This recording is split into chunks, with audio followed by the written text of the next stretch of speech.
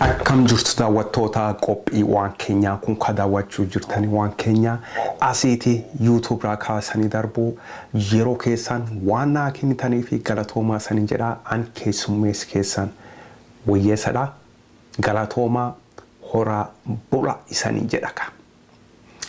Dhiyeenya kana amma qabbanaa jira ijoolleen Oromoo afaan Amaariffaa dubbachaa lammiilee Amaaraa wal turanii wal arrabsaa turanii wo ilaaltanii viidiyoo isaanii ilaaltanii YouTube irraa sin jira na fakkaata hin jira yaa Facebook irratti maxxansaa turan ijoolleen kuni yoo ilaaltu diina Oromoo hin beekan moo otoo beekanii akka hin beekne ta'an moo naagaaluu didate diini Oromoo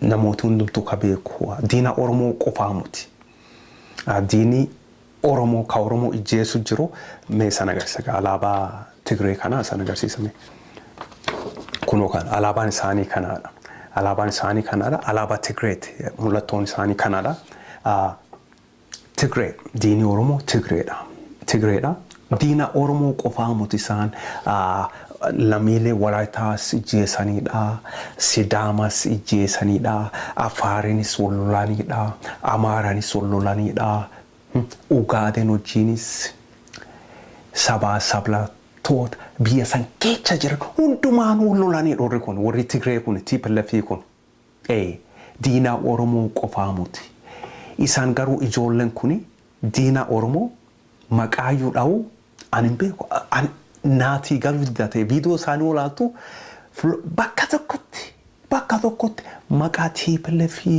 yookaanis wayyaanee yookaanis Tigree ka jedhan isaan abadan hin dhageennes hin agarre naagaaluu didate akkamiin ijoolleen kuni akka Amaaranii diina keenya jedhanii ka dubbatan afaan Abashaa saniini akkamiin Tigreen diina keenya maaliif hin jennee jedhee naagaaluu didate wallaalas ta'uu danda'an hin beekamu. Kanaaf ani gaa alaabaa Tigree mul'attoo Abbaa Tsaayyefaa kana gaa qabaadhee dhufeedha. Argite arge kuni maali kunu kan alaabaan isaanii kanaadha.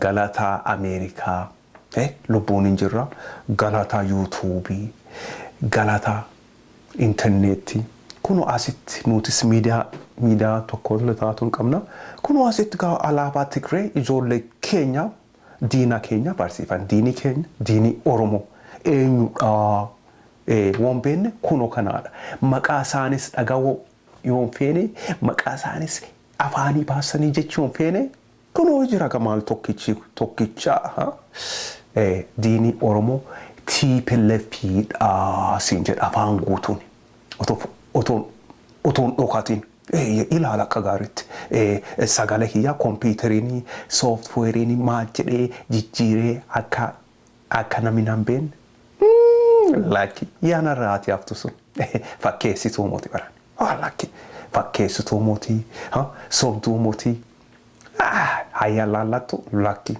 anaamoot sun hin jiru warri sun guutaan hin jiranidha hayya laallattu hin jiran qaayee hunduma keessaa jiru isaan sobduunis hattuunis hin jiran anyways asii adeemnuuti ijoollee kunoo kanaadha alaabaan Tigree kanaadha warrooti Oromoo kamiidhaan Oromoo qofaa muti jiran Walaayitaas Sidaamos Afaar Anyuwaak isaanis hin irraanfatiin Anyuwaak isaanis lafa isaaniirraa akka fudhatanii gurguratan alaabaan isaanii kanaadha diini keenya Tigreedha Amaara mutii isaaniin jedha Amaaraan fira keenyaa jechuun mutii gara isaaniin deemin diinaa ofitti hin guddisin tokko suuta jedhu maa jarjarta garuu isaa wajjin wal dhabiitii wal qabaatte I don't know maybe that's personal issue ta'uu danda'a I don't know maybe wal dhabiitii individual issue ta'uu danda'a garuu diina Oromoo hobee kufeetanii diini Oromoo alaabaan isaanii kanaadha.